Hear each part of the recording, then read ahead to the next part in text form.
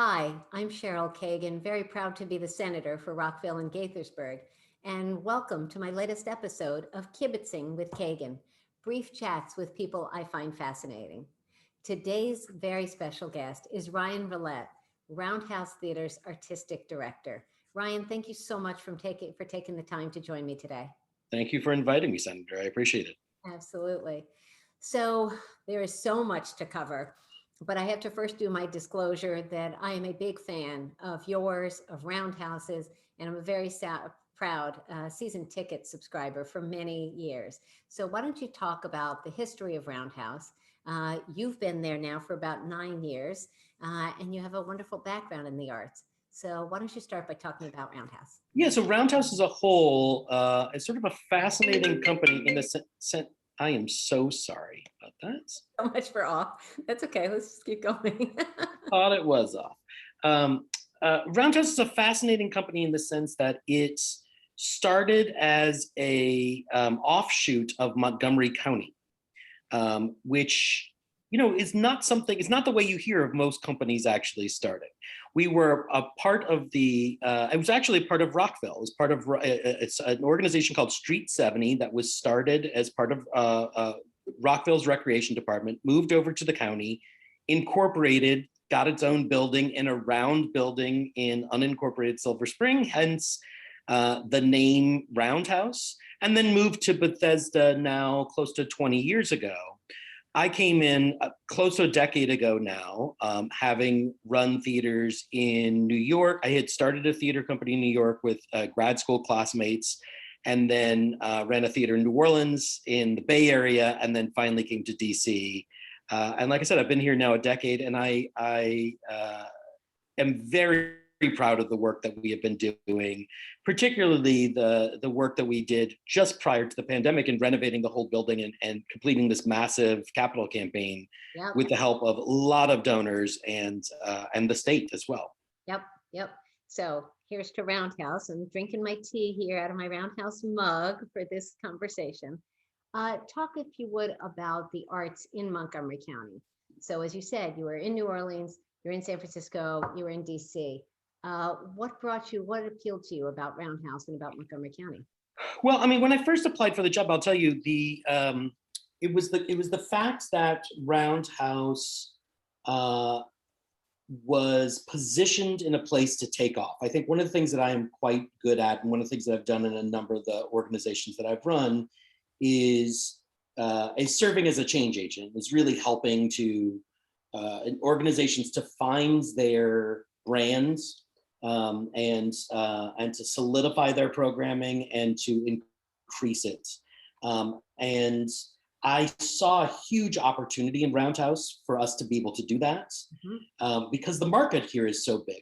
The other big thing for me as a parent, one of the major reasons I wanted to make this move is that the school system here is so amazing. I have twin 14-year-olds. At the time that we were starting, they were 4. When I was interviewing for this job, they were 4 getting ready to start kindergarten. And we lived in Marin County, California, which is gorgeous. But as I always joke with people, diversity in Marin County means that there's a redhead. It's not really what we deal with here. Montgomery County is a reflection of the world as a whole. And I think it is a highly educated workforce.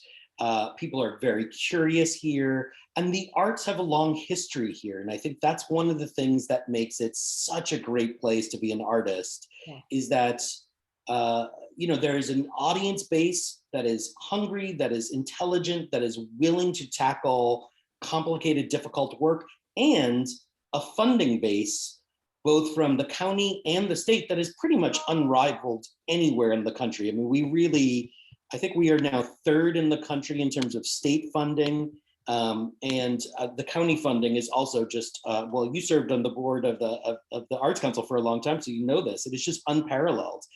I always tell people, when I was in Louisiana and California, I got $0 from the states. Wow. So it's a very different place to come to a place like this. It's very different. So let's pivot back to your twins, which is Roundhouse does a lot to engage young people in the arts. Why don't you talk about the sort of services and programs that you have traditionally, and we'll get to the pandemic later, but traditionally, what has Roundhouse offered? Yeah, so I mean, we have a very extensive education program. We always talk about production and education as the two sort of pillars of who we are.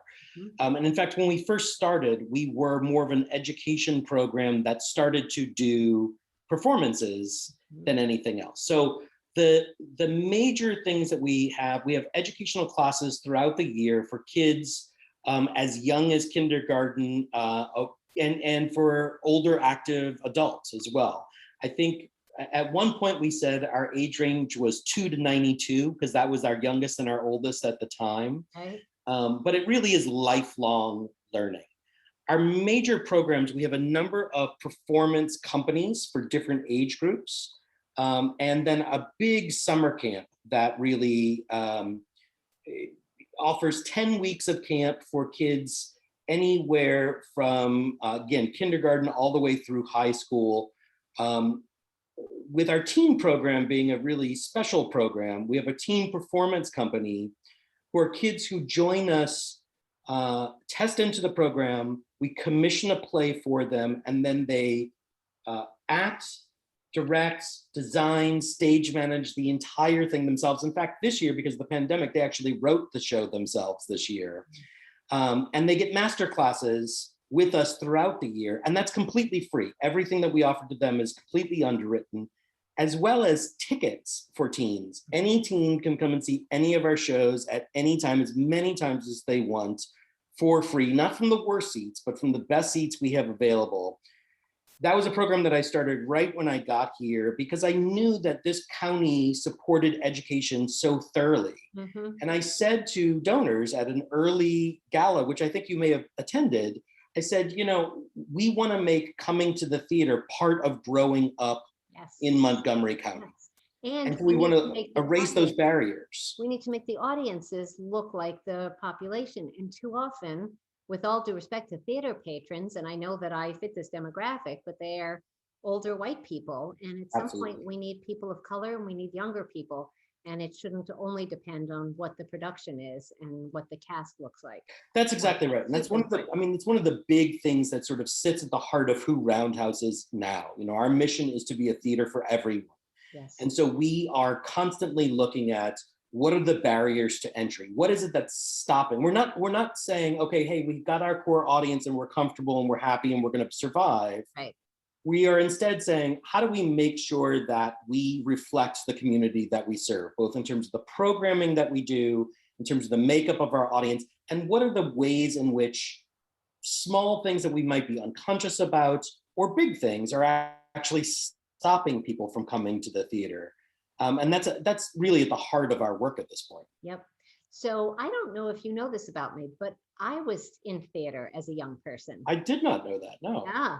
So I often say that, you know, if I hadn't, that theater prepared me for politics because I had to act interested in a boring hearing. You shouldn't tell me these things. You're going to end up in a show at some point. But I project, I mean, giving a speech and all that and stage presence and all that. And because we're in Teacher Appreciation Week, as we record this, I have to give a shout out to Betsy Katz, who at Hoover, then junior high school in Montgomery County, was a really meaningful, important, and influential director and English teacher and presence in my life. And she inspired me to do all this kind of stuff. And I'm not going to go too much of a detour on that, but I really want to say her name in this conversation. I will say in terms of the education space, one of the things that I always love is watching kids come to us who really are so shy. Like some kids come to us, they're so shy that they don't interact with the other kids. That wasn't my problem.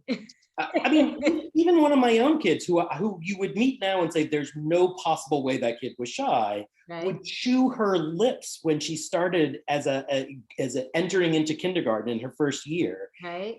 A few years later, she was doing actual shows at Woolly Mammoth and Roundhouse and Olney. I mean, I think that's the transformation that we often see, is that kids come out of their shell and they discover their own creativity and they learn how to stand on their own 2 feet and say what they believe in front of a room full of people. And it doesn't matter if they become arts goers, if they are artists in the future, it's going to change how they interact with the world in the future. And that's what the arts are great for. You're a perfect example. I totally agree. Amen. I'm very grateful. I was Snoopy in You're a Good Man, Charlie Brown a million years ago. I did a lot of stuff here. So, artistic director, how often have you considered stepping over the line into acting? Good question. I started as an actor. I trained as an actor. I have my MFA in acting, and then I moved to New York and I started a theater company because I didn't really like the shows that I was auditioning for.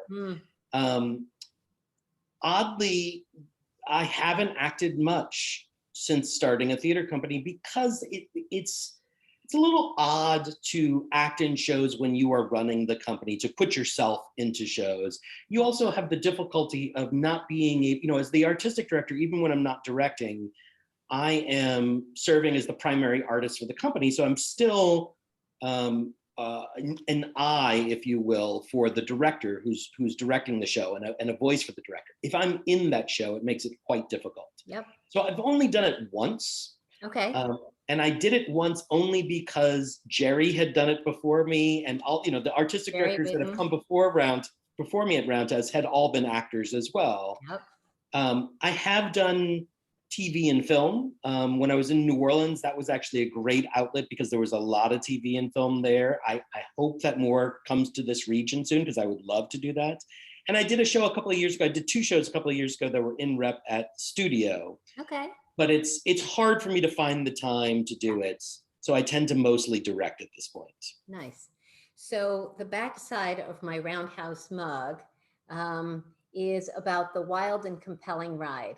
So can you talk about how you pick the plays to produce, what your criteria are, and share with us how much of that is based on the demand or what you think will sell tickets? I mean, it's always an interesting balance when you're choosing a season. For us, there are a number of things that we have built in from an equity standpoint that we use as a guide for our season planning. Number one, at least half of our shows, so 3 out of the 6 shows at least, we want to be written by women.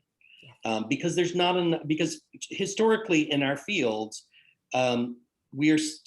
historically, most of the plays have been written by people who look like me and starring people who look like me. Mm-hmm. And we are, even now, when it's well known that this is a problem and that women are the primary purchasers of tickets, we are still at 60, 70% across the nation. So we had this long-standing commitment that at least 50% of our plays would be written by women. That changed over time to at least 50% of the plays would be fully staffed by women. And then 2 years ago, we changed that to at least 50% women, at least 50% BIPOC artists for both writing the plays and staffing the plays. Mm-hmm. So we start with that as a sort of a baseline. We won't violate that. Number 2, it's important for me as we look at the full season that there's a ride to the season. For people like you who come and see every play, you don't want every play to be a laugh out loud, ridiculous comedy without any, meat to it. But you also don't want every play to be Oslo, where it's a 3-hour long political discussion. Right. So what we look for is some kind of a ride where things are, it's a combination of thought-provoking and silly. It's a combination of music and straight. It's a combination of plays that hit you in the gut and plays that hit you in the head. Mm-hmm.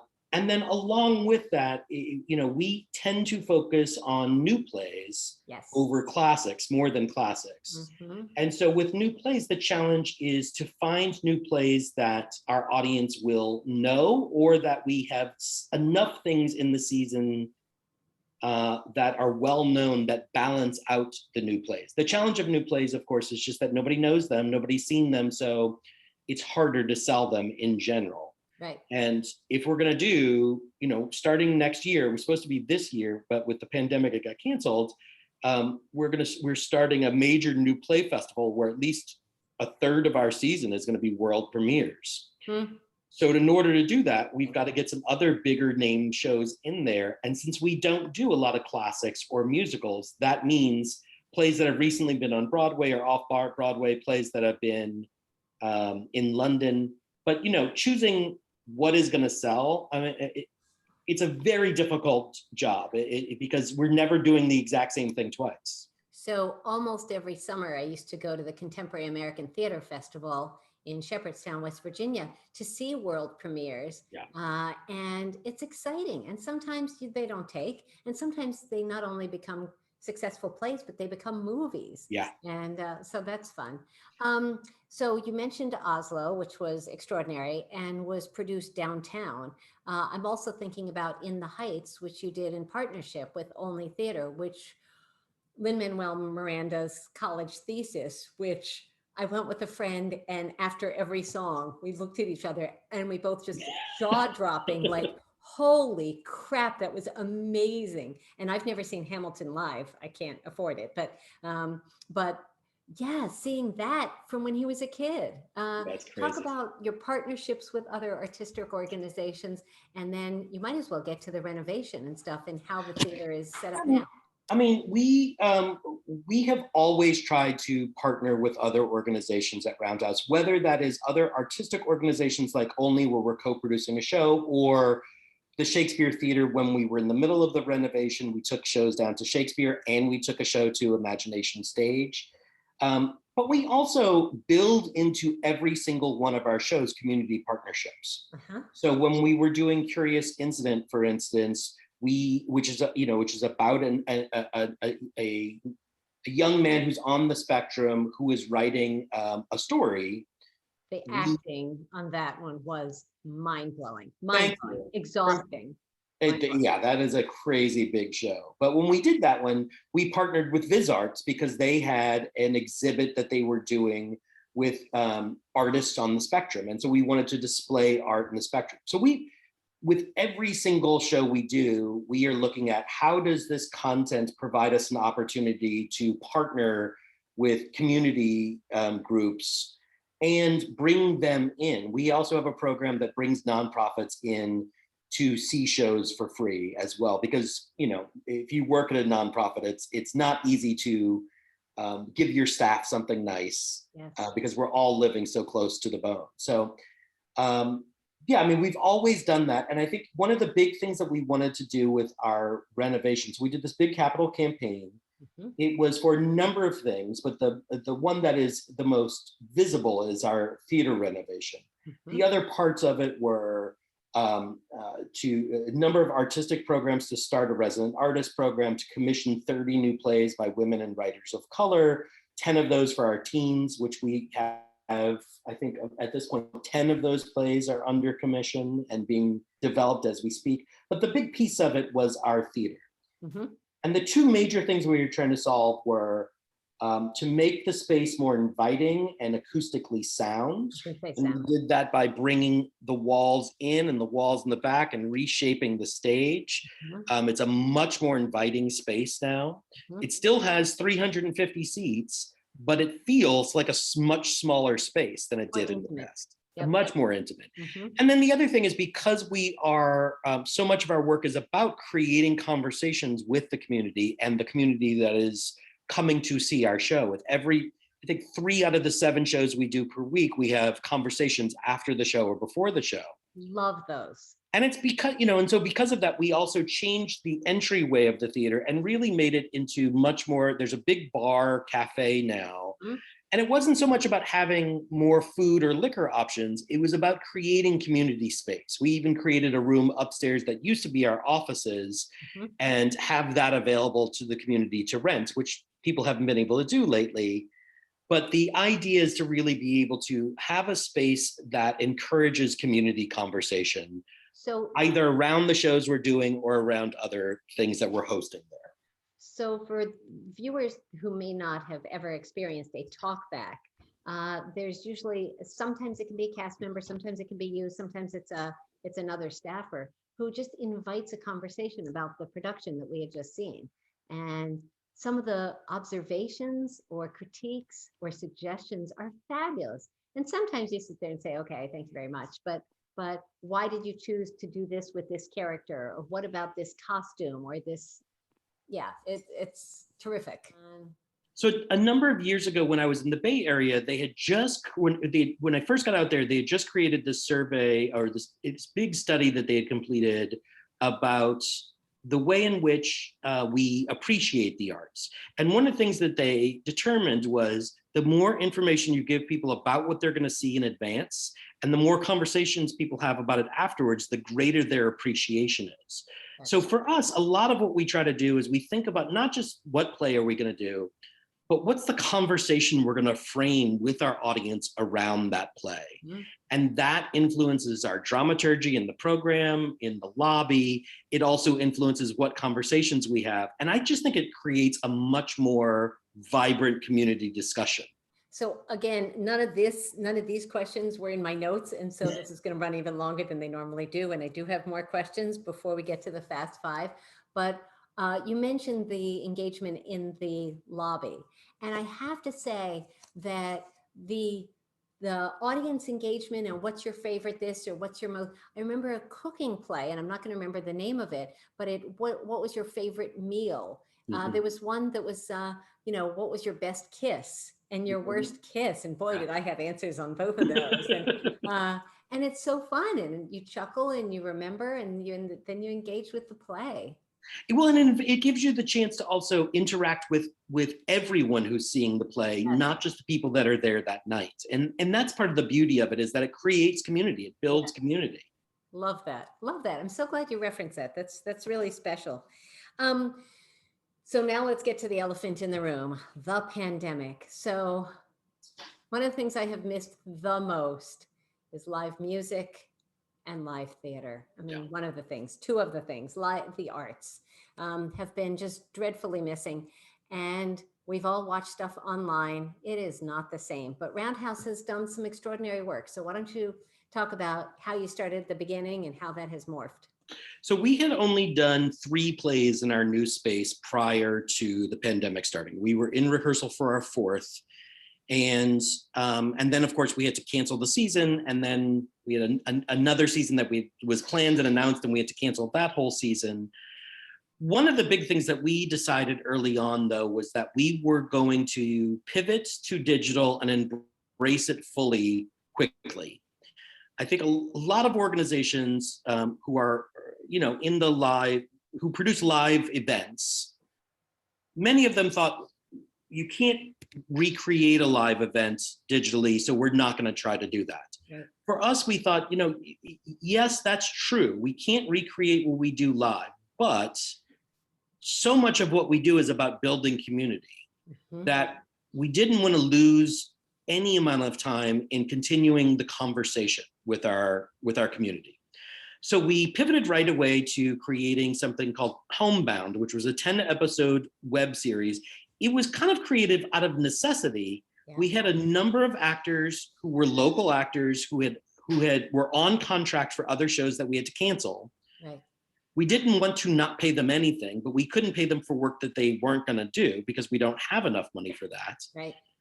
But we couldn't invite them to come in. Everybody was in lockdown at that point. So we said, how do we create something with actors who are already set, working from their homes? Yep. And make it into something. And we decided to create a web series that would be shot at the actor's home by themselves with just a little bit of equipment that we were going to send their way. And we hired 10 playwrights to write a series that would connect it all together. It was wonderful. Thank you. The crazy thing about it was we thought that was going to be a series about, bread starters, sourdough starters. Games that we were playing, but we were shooting it during the middle of the racial reckoning that was happening in the country. We were in rehearsal. I mean, I remember sitting there in rehearsal hearing about George Floyd, hearing about Ahmaud Arbery, and that got worked because we were working with so many BIPOC artists, because they were the people that were already cast in the shows, and we wanted to make sure that we had at least 50% of the writers were BIPOC writers. We had a number of Black artists who we were working with who were saying, we had said to them, you write about what the pandemic is for you. And for them, this was this was something that could not be ignored, of course. And so we said, yes, let's fully embrace it. Yep. So the series actually, the fact that we were doing a series and we were doing it while the country was suffering from so much racial unrest, it became very much about that, and allowed us to tap into what was happening in the country in a way that theater rarely can, because normally theater has to take a very long time. Then this year, we ended up having a full I say six show, but it's actually more than that because one of the shows was 4 shows in one, but very different kinds of things than when we've ever done before. A full season of digital work. So Ryan, when you and I talked a few weeks ago, when I invited you to do this, I admitted that I had been totally into Homebound and then kind of tailed off. And you were talking about how that was a little bit typical. Why don't you talk about how you've tried to engage audiences and keep them connected and coming back for more? Yeah, I mean, so this year, what we did was we started the year with a project called American. It was a lot of partnerships this year. We started the year with a project called American Dreams, which was an interactive game show about democracy and citizenship that started with us and then moved to theaters around the country, but was produced by Working Theater in New York. So we were one of the co-producers of that show. That piece actually was nominated by the Drama League, for Best Interactive Show of the Year. Nice. We then did an Adrienne Kennedy Festival, which was 4 of Adrienne Kennedy's plays as stage readings. Adrienne Kennedy is perhaps the one of the most celebrated authors of the 20th and 21st century, but particularly the 20th century. But as a Black woman, it was not produced a ton and is often known more in theater circles and academic circles than she is by the wider community. Okay. And we wanted to elevate her work. Mm-hmm. So we did 4 of her stage readings with conversations around those with artists around the country. That also was nominated for a Drama League Award for Best Digital Festival. Right.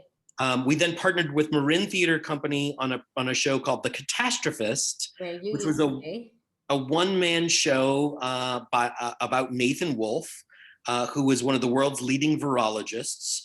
And that piece was shot. That was the first piece that was shot with a full crew and the actor on stage together. Yay. It was shot in Marin, but then it is now being produced. Once we produced it initially, once we offered it to our audiences, Marin and Roundhouse, we then offered it up to theaters throughout the country. So it's now being offered by 10 different theaters throughout the country. All of those pieces received New York Times, New York Magazine, just tons of press, international viewers. And then we had our 3 shows that we're doing now that we're actually finally shooting in our own theater with, small audiences joining us for the tapings. And when I say small, I'm totally, all right. When I say small, the first show had nobody but the crew. The second show had 10 guests. Right. This third one is going to have, I think, 25, 30 guests. But I will absolutely let Ed know that you are interested, and we will get you in there for Double it. back. I'm happy to take a test. We would love to have you in there for it. But yeah, there's tons of safety precautions around it. Of course. And all 3 of those shows are one-person shows using the same design team, not the same set, but a lot of the same elements, so that we could keep the pods as safe as we could. So we have to move forward, but I have to say that I got to give a shout out to your set design folks, because the sets at Roundhouse are always magnificent. Thank you. Thoughtful, attractive, practical, just a little bit breathtaking and exciting every time you go to a new show. Talk about briefly fundraising through the pandemic. How has that gone? And we will definitely include social media so people know how to donate, roundhousetheater.org. And then let's talk about moving forward. When and how, and when will most people be able to come back to a live show? Yeah, so I think the big thing is fundraising first. Let's make sure. Fundraising first. Because the state is so generous, because the county is so generous, and because our individual donors are so generous, this year, we, like a lot of arts organizations, are actually going to be fine this year, because there's a lot of relief money that's available, federal government as well.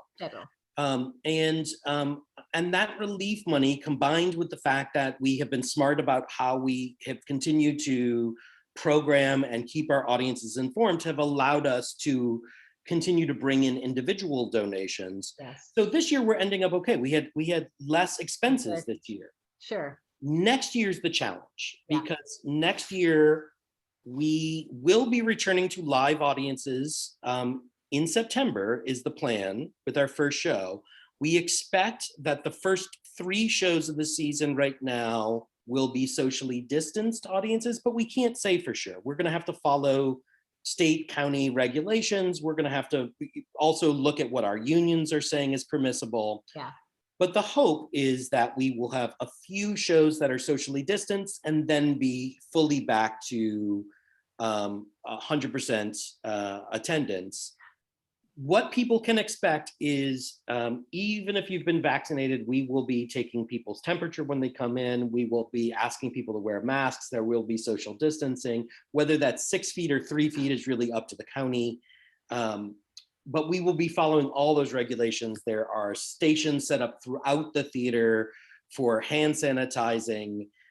There won't be any food or drink right away because we need to discourage that as much as possible. We don't want people taking off their masks. Sure. So for at least when people first come back, it will be a little different. Mm-hmm. But we're going to try to do everything that we can to continue to produce the same kinds of shows and continue to have the same kinds of conversations that we've had with our audience, with the goal of, by the time we get into 2022, really being able to see full recovery. And, so much is changing so rapidly, as you well know. Mm-hmm. Governor Cuomo just changed the rules in New York. That's changing the rules on Broadway. That could have an effect, but a lot of it's going to have to do with our county in particular and how our county executive decides to move forward and the county council decides to move forward with our restrictions. So our goals have been all along: keep our audience safe, keep our artists safe, keep our staff safe. That's number one. Yeah. It comes before anything else. Protect our family, protect our community. Yeah. And we will continue to do that no matter what it takes. But next year is going to be a real challenge because we will have all the expenses and less revenue coming in from the shows themselves. And we'll have to, I should add that during the period that we will be socially distanced, we will also have the shows available as a recording because we can this year. We've been allowed by the unions. That's not something that's normally allowed, but this year it is. Okay. All right. So my last question before the Fast Five. I am very proud to have this button and to have worn it often in my life. I was, as you indicated, I served on the State Arts Council for 8 years and then was vice president of the Arts and Humanities Council in Montgomery County for 6 years. And so why don't you talk for a moment about advocacy, what that means and the sorts of issues you go to government for? Yeah, I mean, so I'm part of Maryland Citizens for the Arts, which is I'm on the board of that, which is a citizens group that helps lobby the state for funding. The states of Maryland and the county are very supportive of the arts, but like all bodies, there are so many demands upon the states, as you well know better than anybody, that it is hard to continue to lobby for the arts. And so what we are constantly doing is reminding people about the power of the arts, the fact that $1 invested in the arts is not $1 invested in other industries. We actually are getting a bigger return on investment in the arts than most other industries are in the States. So it's economic development, it's education for young people. Absolutely. Learn who do the arts, also do better at math and all that. And it's what makes communities, it's what takes communities from being interesting communities to being creative communities, to being communities you want to live in. Yes. And so it's an essential piece of, I think, what we do in this state so well. Yes, amen. All right, so Ryan Rilette, thank you for this conversation. And now we're going to close out with our Fast Five. Okay. 5 brief questions to let people get to know you a little better. And the first one is a little bit near and dear to my heart. I'm very curious to know, what is your favorite musical? Oh wow! I think at this point, right now, Hamilton is my favorite musical. I have to admit, it's an easy one, but God, it's so hard to beat. It's just so good. And I will admit also, which is a strange thing as an artistic director, I am not a classic musicals fan. I just don't love the music in classic musicals. I Mm. love new musicals, and Hamilton in particular just really, it's hard to beat it for me right now. So I had a radio show in college, Curtain Call with Cheryl Kagan, and so I'm a Broadway musicals person. Yeah. A Well, lot of and a lot of Ed's, old. my managing director, Ed, who I run the company Yeah, with, is a huge musical theater yeah, person. yeah. And I like I said, I like musicals. I really love, it's funny, we love very different things. There's a new musical that came out recently that is an a cappella musical that is not really sort of anything close to a traditional, say, Sondheim musical. Right, right. I love that. And I do love Sondheim, but like, I'm not a big Rodgers and Hammerstein fan. I'm not a big, you Okay. know, those early musicals, I can appreciate them when they're reinvented, but I struggle with them All sometimes. right. So you've mentioned Ed. We have to say Ed Zakreski, who is your wonderful partner in all things Roundhouse, and took me and council member Andrew Friedson on a hard hat tour during the construction, and just so much more. So question number 2, much briefer. If you could have a meal with anyone, living or dead, who would you choose? Barack Obama, Barack and Michelle Obama. Cool. Can I have Uh, both? yeah, you can have both. What is a hobby you've picked up during the pandemic? Walking. I don't know if you count it as a hobby, but I started walking just because I didn't have a commute anymore. And so I started just listening to music and taking walks. And then I got to the point that I was walking about 5 miles a day. And now it's hard. I took a small break when it was super cold and I'm just getting back to it. But Yeah, I really love it. Yeah. that's great. Number 4, when it's safe to do so, where would you like to travel? Spain, Barcelona. I had been talking for a while about taking the kids to Europe for the first time. And Barcelona was the place that we were looking, and I had started to plan this big trip, and Lovely. I haven't gotten back to it. So I'm really hopeful that we will be able to do that trip one day. I've been there. It's I lovely. love Barcelona. Yeah. The last question is the one that I ask all of my guests. Ryan Rilette, what is your hidden secret superpower? What is something you're really good at that most folks can't do? Oh God. I mean, I'm quite a good cook. Um, uh, but I don't know that that is something that most folks can't do. You can But count yeah, me on I, that. I'm a good cook. I'm particularly good at um, picking anything that happens to be around and making it into a meal. I would be Perfect. great on those cooking shows. That's awesome. All Yeah, right. so maybe that is a special power. That is a special power. Well, Ryan, thank you so much for taking the time. Thank you for your creativity, your passion, your commitment to building community with nonprofits, with kids, and with government, and so many more. Thank you, and All you thank you do. for everything that you do for the state and for highlighting the arts and nonprofits the way you are. We really appreciate it, for all your support. Thank you. Thank you. I appreciate you. And I can't wait to Well, see you in the theater again soon. I want to Hopefully, see you soon in person, and I'm going to maybe. send an email right now about getting you into one of the tapings. Awesome. Well, thank you so much, Ryan. Stay safe, and all Thank the you. best to you and Roundhouse. Take care. Bye-bye.